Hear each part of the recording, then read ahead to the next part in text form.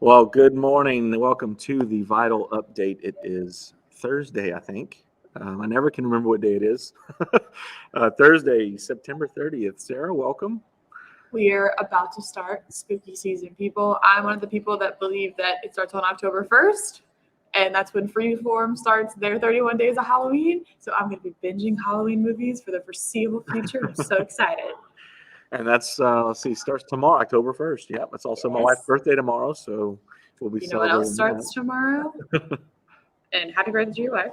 Very excited about that. But Cybersecurity Awareness Month starts tomorrow. That's and true. we We're are gonna super be pumped about that. We're going to be going live every day in October, talking about different things you need to do for cybersecurity. And obviously, you'll notice, and our backgrounds are both different today. Sarah and I are actually on location at one of our customers at Crossroads Church today. They've got a concert this evening with Danny Goki, and we're going to be here for that. And we actually do some AV work for Crossroads as well as their IT infrastructure. So we're here on site, just being on standby in case they need us. So that's why our backgrounds look different. We're not in the office today. And we've got a very special guest that we're going to bring on that is interesting to me. I love finances. I love talking about kind of the stock market, where we are with the world, how COVID has kind of changed some things. So we're going to actually be talking, and I am not going to try to pronounce this name correctly. I know it looks like Diogo. Is You that got it, correct? Paul. All You right. got Right on, nail on the head. But yeah, So, good morning, Diogo. How are you this morning? Great, Sarah. Great, Paul. Good to be with you guys today. well, Yeah, man, we're I so glad to have appreciate you you on. coming on. It's a unique thing for us. Obviously, this is the first one we've actually tried to do outside of our office, outside of our control as far as our environment. So hopefully this goes well. But man, why don't you give us a little rundown of kind of your background, how you got into financial planning, what you're doing at Northwestern Mutual. Just kind of give us that overview, and then I've got some questions I want to delve into and see how we've kind of transitioned and some things that have changed over the last year in the financial sector. Awesome. Well, look, I appreciate you guys having me on. It's very humbling to be asked to come on your show. I was in the military and retired after being in service for almost 18 years. I got a early retirement. Thank you. And so I've always had a fascination for the financial world, but I had been recruited by Northwestern Mutual and several other firms after retiring from the military. And I had a long conversation with my mother. She was a financial planner with a bank, and my grandfather had been in banking and insurance, and my dad was in the mortgage business. So I was always very financially savvy. And our conversation was basically, hey, it's a great business for you, and it's perfect because you're honest and you're transparent. But at the end of the day, you've spent a lot of time away from your family. And is that something that you're willing to do at this point in life? And I said, Mom, I'm not. And she said, then you're not ready to do this business. Go do something else. So I went off and went into the heavy truck business and then the car business. And it just wasn't filling my cup. It wasn't giving me purpose in life. That just wasn't my style. And so this opportunity came back up, and I called my mom up and she said, well, you're ready. And so I jumped into it, and I absolutely love what I do.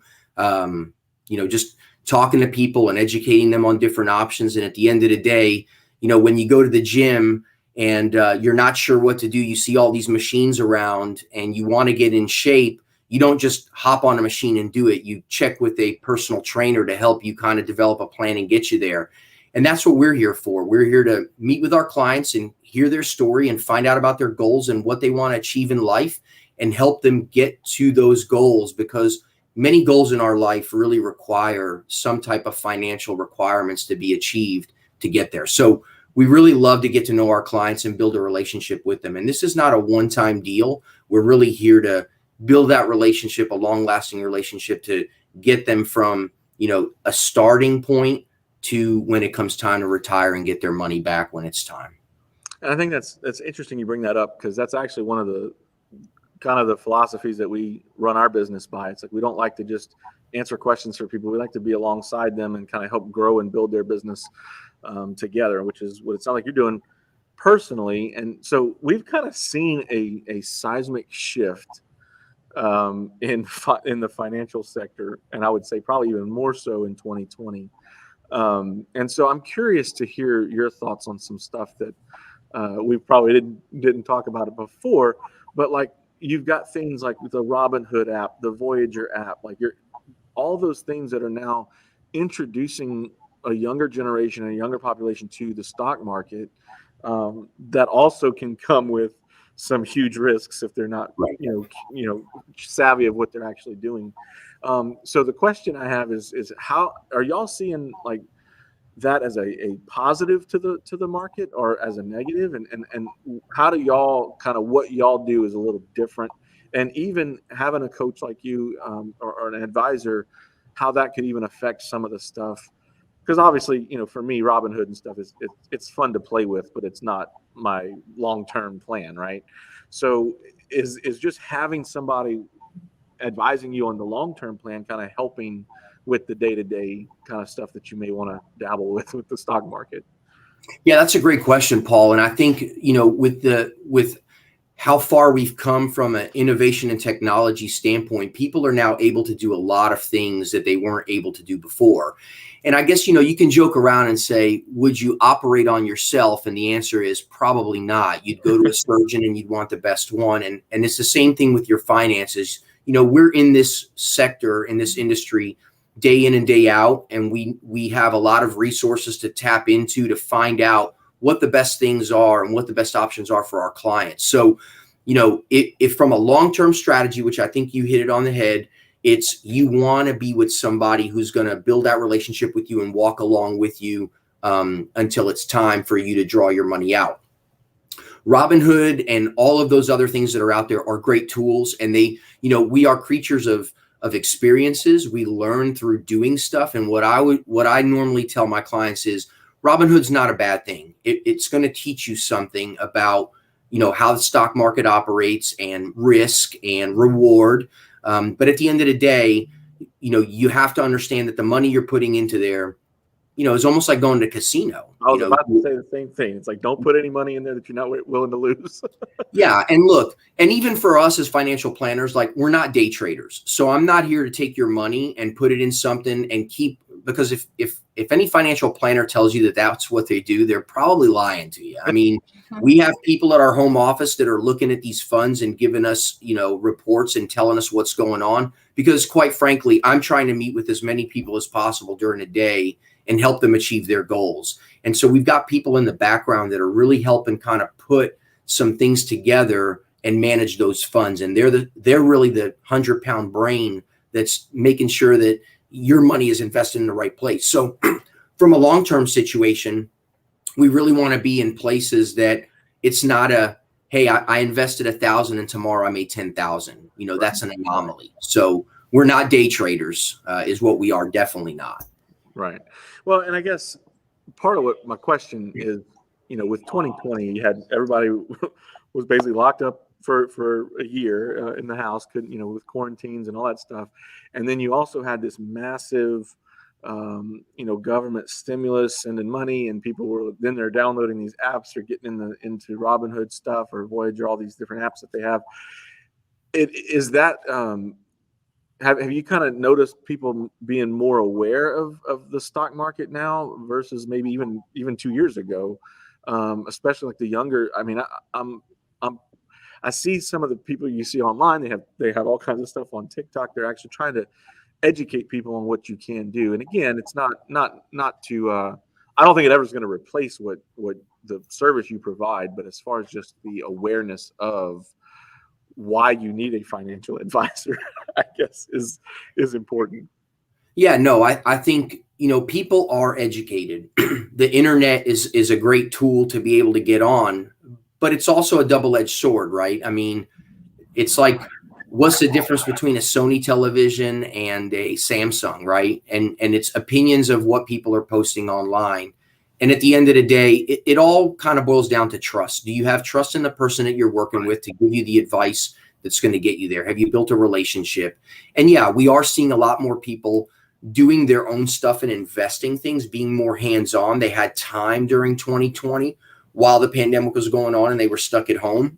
But now that we're things are opening back up, people are getting back to their everyday routines, they're not necessarily focused on it maybe as much as they were in the past. Well, but you also got to know, what you don't know, right? Right. Like, I could go in and, I put $100 in Dogecoin and I doubled the money. Well, that doesn't mean that I know how to plan for my future retirement when I'm 65 to make sure that money's there. Because right. Again, I think I look at it kind of like what you said. It's almost like not really a game, but the Robinhood stuff, the stuff that you're doing on your own, I always see as just something that is more of a learning process for me to kind of understand how things work and being able to read the market and kind of understand some of that stuff. But long-term strategy is still something I think you've got to have somebody that's their focus. Yeah, you're absolutely correct. I mean, look, I think everybody likes to have fun and learn. And what I tell my clients when they say, hey, I do Robinhood, I do this, I do that. Great. There's nothing wrong with that.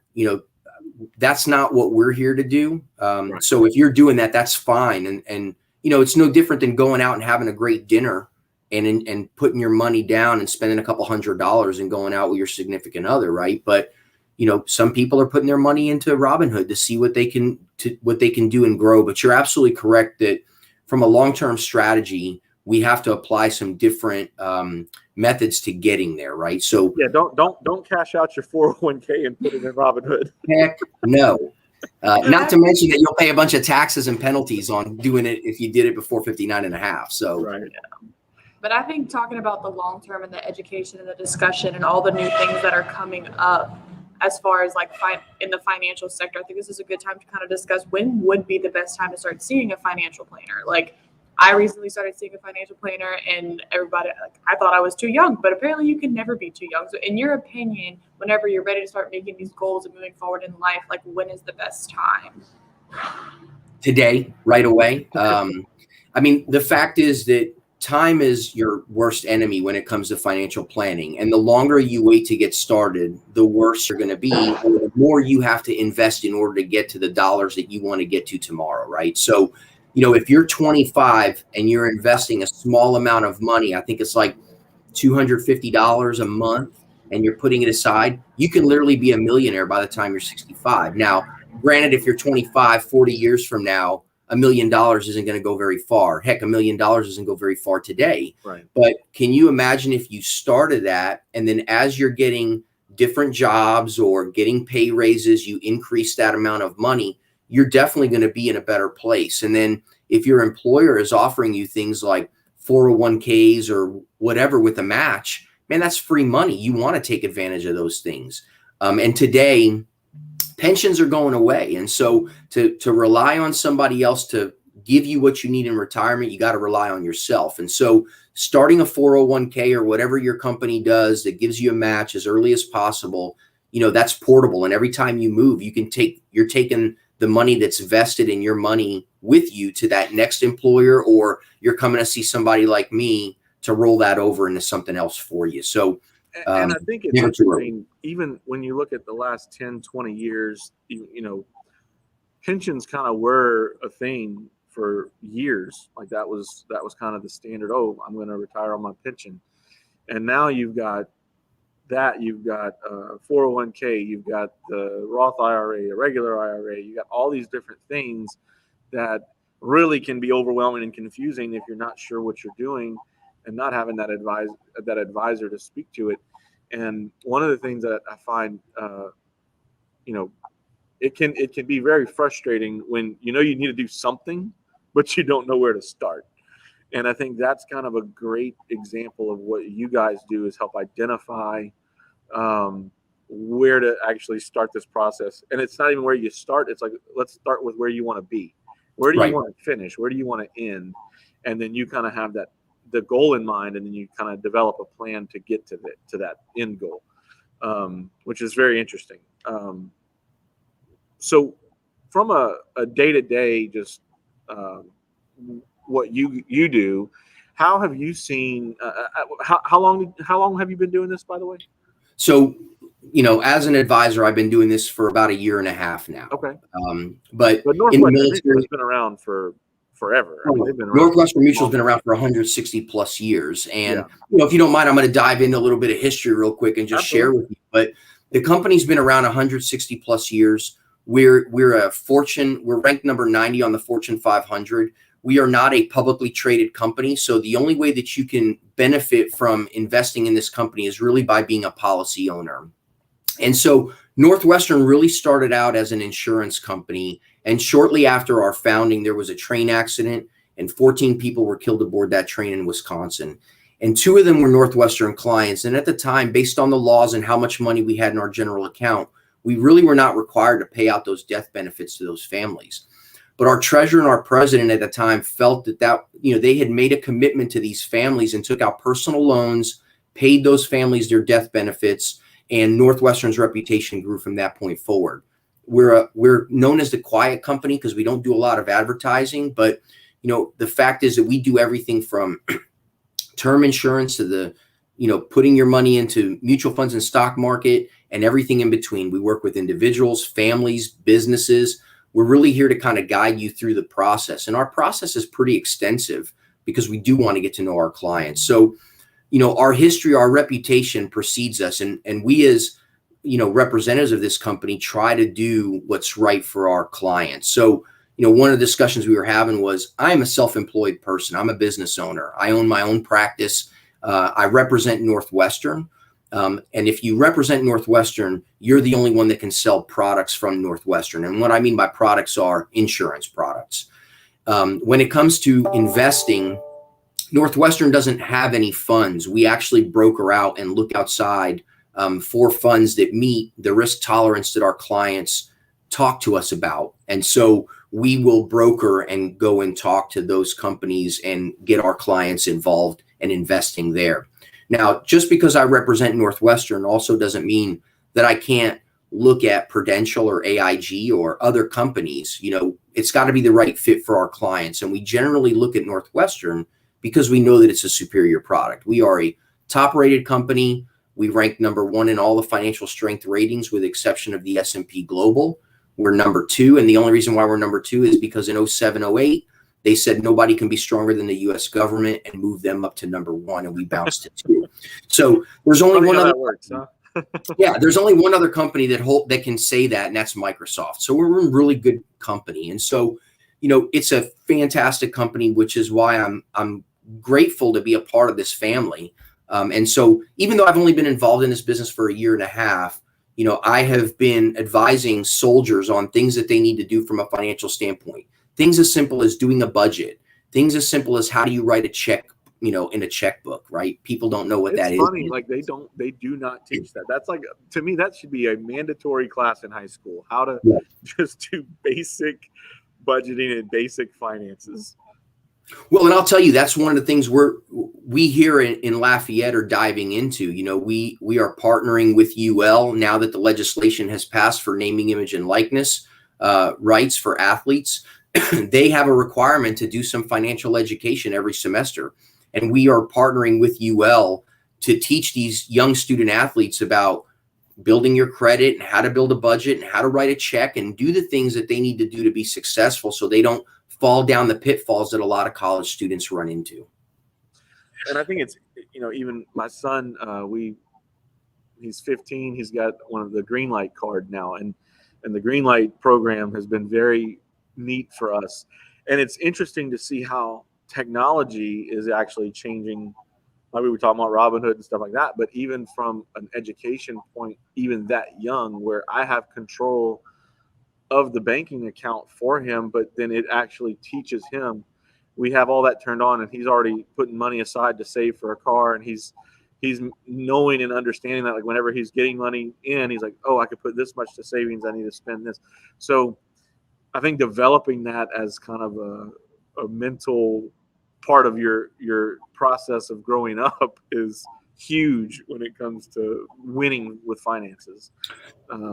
Look, Paul, I tell everybody I was very fortunate to have a family in the financial business, in the financial industry. And, I bought my first home when I was 22. I bought life insurance, whole life insurance at 23 and 25.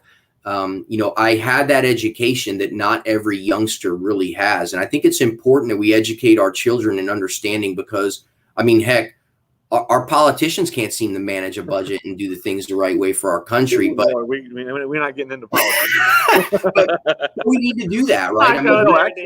Yeah, I'm going to stay away from that. But we essentially isn't the debt ceiling vote, like they're voting on that stuff today, and it's like it's hey, right. And they're throwing around trillions like it's $1 in my pocket. Right. Like, I mean, hello. The important part is that if you're not educated, you're going to make mistakes and you're going to do things that are going to be detrimental for you in the future, right? And then you have to rely on other people to take care of you. And so we want to remove that part of the equation and educate people on what they need to do to get things together. And what I tell my clients is this is not a sprint. We're not going to do everything today. We really need to kind of focus on one step at a time, and taking that step is what is important. So, you have people that come into you with debt and they don't know where to start. They're unsure of how to do it. And really, it's just a matter of working with them and explaining, the budget process and getting them to go through certain exercises to help them become more financially literate. And that's what things like Robinhood and these apps that you're using for your son, like Greenlight, have helped us to be able to educate people on. I'm going to throw 2 plugs in here. If you're a parent and you want to learn about how to educate your kids on finances, the best way to educate your children is to read Rich Kid, Smart Kid by Robert Kiyosaki. That's a great book to help you educate your children. And then for yourself, Rich Dad, Poor Dad is a great book also by Robert Kiyosaki that I recommend to all my clients. It will change your opinion of how money should work for you, not you working for money. And we'll make sure we put links to those in the comments section of this video so people can grab that. But it's interesting that we're in a time now where with technology, you have the world at your fingertips, literally. I mean, you can download an app almost for anything. Yep. But it does seem that there's certain things that technology can't fix. Like you still need someone who's got the know-how and how to get you to that point, right? Which I think is where y'all have value. So what would you tell somebody, like, obviously people come to you, they could be in their 20s, they could be in their 40s, which is going to be a drastically different plan that you're going to create for somebody. Like it's not a one size fits all. It's like you can't just go download an app and press the easy button to get you to where you want to be. So what if somebody who started maybe later in life, what would you tell them? Like what would you start? How would you start that conversation?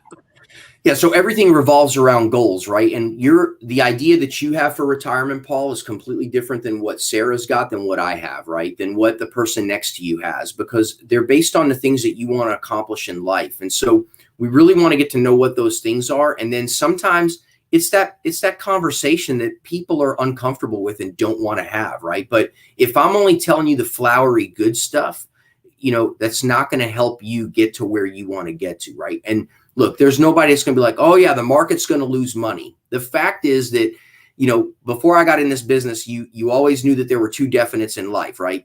Taxes and death. Yep. Well, in this business, you have a third one, which is as sure as the market goes down, it'll come back up. I mean, people invest in companies. And so as those companies continue to make great products, people continue to buy those products, and it grows how the stock market is affected, right? So, I think it's important to have those discussions, but you're right. How I work with a 40-year-old is different than how I work with a 20-something-year-old. And hopefully that 40-something-year-old has already started doing some things, maybe haphazardly or by accident, that has kind of benefited them. And if they haven't, well, now we kind of have to start at the same place that we start with somebody that's in their 20-somethings, right? It's how do you build a foundation and create that first? And those are the things that nobody wants to talk about, right? Those are the not sexy things of financial planning. Right. And then we want to continue to build on that pyramid to get them to where hopefully by the time they retire at 65 or 70, we've got things in place that will benefit them going forward. Well, and I think your risk tolerance too. I mean, when you're young, you can be a lot more risky with what you're doing, but when you get older, you're kind of like, let's back that down a little bit. You're absolutely correct. And that's one of the things we do. We do a risk tolerance profile with our clients and make sure that what we are investing in is okay with them, because and that risk tolerance sometimes is very emotional, because today you looked at the stock market and you saw that the numbers are up, so you're very optimistic about the market. Or today you looked at the stock market and it's down and you're very pessimistic about it. So, your feelings or emotions of investing really fluctuate with how much you're looking and not looking at the market. And so sometimes we tell our clients, it's a long road ahead. Don't pay attention to it. Okay. Just keep doing it. The goal is that when we get there, we're going to continue to evaluate it. And when we get there, the goal is that we're ready to go and achieve the goals. Do you want to retire at 65? Is it 60? Is it 55? Right. So and I guess that's kind of what I was alluding to with like the Robinhood stuff. It's like, okay, I remember when I first got a 401k, when I first, started out in my career, you're just putting that money and you don't think about it. Like, you see at the end of the year, you might get a statement about what you did, but now it's like you're in the market, you're opening up Robinhood every day, see what happened. Like, oh, it went up, it went down. So it's almost like now you get this hyper emotion about it, when it's like, okay, wait, you got to remember the long term, you got to remember the goal. And so I can see where technology could be very frustrating for someone who does check it a lot and it does have that emotion. So what I wanted to ask you about with that was, how do you kind of overcome some of that fear from somebody? Like, maybe they did get in Robinhood and they lost their money and now they're like terrified of the market, or maybe they don't know it. Like, a lot of people won't do it just because they don't understand it. And people, a lot, like I try to understand what I invest in, and a lot of people want that and they're like, oh, I don't understand, I'm not doing that. What would you say to somebody that maybe has that fear? I think it's education. And it's, do I bring value? Have I built a relationship with you that allows you to say, okay, I may have lost my shirt doing this, but this guy's doing it every day and understands what's going on, right? And so it's really building a relationship. And once you build that trust and they see things for themselves, and we have software platforms that we use at Northwestern that are exclusive to what we do, that we're plugging in our numbers, and we can show based on growth how those things will evolve and how we get to where they want to get to, right? And so there's really three things. If you were to tell me, hey, Diogo, I want to retire at age 60 and I want to get $10,000 a month, how do I do that? And so we're plugging in the numbers and we're having a discussion, and really at the end of the analysis, one of three things is going to happen. You're either going to be able to retire at 65, but you may not be able to retire on 10,000 and maybe less, or we're going to have to start saving more today to be able to achieve those goals that we want to achieve. Right. So, the conversation is really building trust to get them to understand that, historically, this is where the market has been. And even though you may have not had a great experience with it, you can't chalk up that one experience to just walking away from it. Right. Well, and I think that's important too. I mean, is just having that conversation. If you are, pick up the phone, talk to somebody, talk to an advisor. You're more than welcome to put out your social media so they can contact you. Let's put that on the screen. And they can contact you to just have, hey, it's free to have that conversation, right? To educate and say, hey, this is the plan. This is what we can do for you. And I think, like you said, starting with those goals is what's the most important, in identifying what they are. And you got to kind of remember that, like, that's kind of where the end is going to be. And like you said, that may be something you have to adjust even year to year. As you're getting older, you may have to, if the market does go down or up, if it goes up, you can say, oh, well, we don't have to put as much, or we can double down on it and put more. And having somebody that can advise you on what you need to do, I think is very important. Yeah, and we have those conversations with our clients, right? Like, it's today, if something were to happen to you, how do we prevent that financial plan from falling apart, right? And so generally it's, if you got injured or sick and couldn't work anymore and there's no paycheck coming in, what do you do? If you die prematurely and we weren't expecting it, how do we take care of our family? And then later on in retirement, it's how do we make sure you don't run out of money and we're literally burying you and that last check is bouncing, right? So how do we kind of develop a plan that gets us through any hurdle and looks at all those obstacles? That's what we're here for. Yeah. I think the two biggest misconceptions that people have is, the first one we've already addressed is, I'm too young to start working with a financial planner, right? And that one's been addressed because you're never too young and you're never too old, and today is the right time, right? And then the second thing is, well, working with a financial advisor or representative is expensive. And the fact is that it really is not. I would tell you that what you need to do is you need to interview the person that you're going to work with, because I'm not going to get along with everybody and everybody's not going to necessarily agree with what I'm telling them. Okay. And so you have to find that person that you trust, that you can work with, but it's not expensive at all. In most cases, sitting down with somebody is free to take a look at stuff and get advice. And at Northwestern, we really believe that people deserve a financial plan. And so we want to have that conversation. And then depending on what they do, then we discuss the costs. But the costs are really minimal than what people think. They think, oh, only people with a lot of money have financial planners. Yeah, and I think that was a really good misconception to talk about, with it being not everybody's going to be a good fit. Like, whenever you're looking for a financial planner, you're almost interviewing them as much as they're wanting to recruit you as a client. Like, if it's not going to be a good fit, going back to that education, you're not going to trust them. You're not going to trust them with your money. So at the end of the day, like, that's just not a good business decision or a personal decision. So I think that's a good thing to highlight and discuss. Like, it may not work out the first time, just because with a bad experience, sometimes people are like, oh, well, I'm not even going to bother with it. And then they continue to put it off. So and then you get to retirement age, you get to my age, you'd be like, well, I should have done this a long time ago. Right. That ends up being the kicker. Well, and different companies have different processes too, in which they take their clients through. I can tell you that, we are very detailed in getting to know people's goals. We want to know their financial situation, and we develop a plan of action that, I'm going to prioritize the requirements based on what you're telling me is important to you. And I'm educating you on the things that I think are important that you may not necessarily have. The other thing is that I'm not here to try to steal business from somebody else. You may very well have already started doing something. Okay. And so, if you have a 401k that you're actively doing through your employer, guess what? I'm not going to manage that for you because your company is doing that. Okay. And so, but we plug those things into your plan to know how it's going to affect your plan. If you're already doing mutual funds or something else with one of the other firms out there, I'm not trying to take business from them, but there may be something that they're not covering. We are a comprehensive financial planning company, and we focus on all the areas of building a financial plan. And there may even be things that we don't do, like I don't do mortgage lending, and I don't do HELOCs, and I don't do consolidation loans. But because we're in this business, we know people that do those things who are trustworthy that we can send you to. And in most cases, we're not making any money off of that. We're sending you to them because we know that they're going to do the right thing by our clients and take care of them.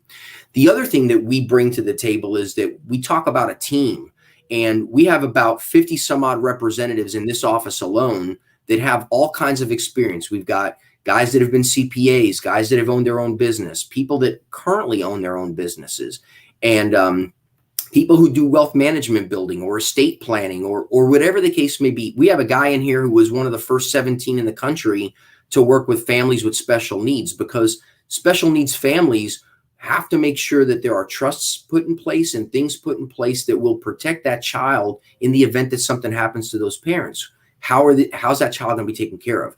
And so when I get a client like that has a special requirement, I can dig into my office and find a partner to come work with us so that my client gets the best of what they need to make their plan work for them.